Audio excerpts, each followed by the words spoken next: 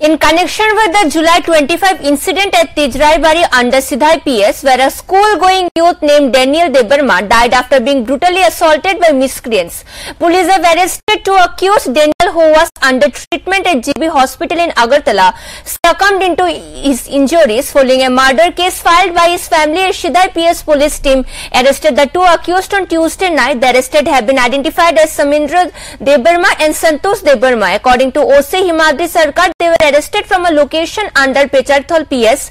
He further informed that a total of 3 people have been booked in this case, while 2 have been arrested. Efforts are on to nab the third accused, Rakesh Debarma. The arrested Jew was produced before the court on Wednesday.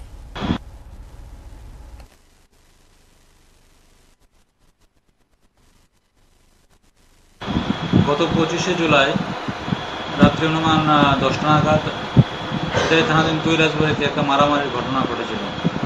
সেখানে Danijel Debbarma এবং কাথার দেববর্মা দুজনকে খুব brutally মারা হয়েছিল।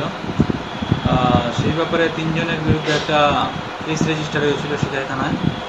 তারা হলো সমরেন্দ্র দেববর্মা, সন্তোষ দেববর্মা এবং রাকেশ দেববর্মা। যাদেরকে মারা হয়েছিল তাদের মধ্যে থেকে একজন দানিয়েল দেববর্মা গত 1/8 এই মাসের 1 তারিখে জিবি হাসপাতালে মারা যায়। তো সেই ব্যাপারে আমরা একটা খুনের মামলা রেজিস্টার করি। তো সেই মামলায় যারা আসামি ছিল তারা পলাতক ছিল। তাদের মধ্যে 2 জনকে আজকে আমরা অ্যারেস্ট করেছি। তাদের নাম সমরেন্দ্র দেববর্মা এবং সন্তোষ দেববর্মা। তারা কি মূল অভিযুক্ত? মূল অভিযুক্ত।